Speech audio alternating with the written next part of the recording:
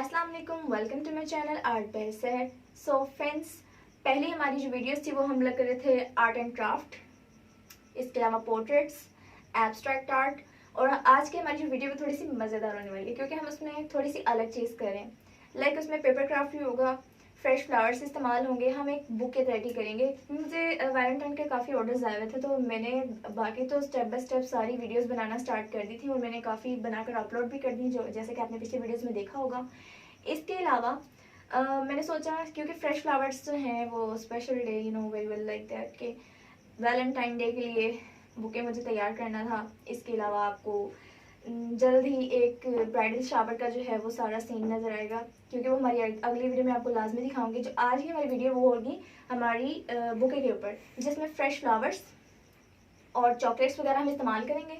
ठीक है, उसका जो क्या क्या मटेरियल है जो हम इस्तेमाल करने वाले हैं वो मैं आपको स्टेप बाय स्टेप सारा दिखा दूंगी। तो चलें, स्टार्ट करने से पहले मैं आपको मटेरियल दिखा दूँ, उसके बाद हम अपना काम शुरू करते हैं। हमारे fresh flowers, sticks, scissor, ribbon, paper, हमारी chocolates, scotch tape and last one oasis. तो हमारा जो सारा मटेरियल है ये आज हम इस्तेमाल करेंगे। तो चलें बनाना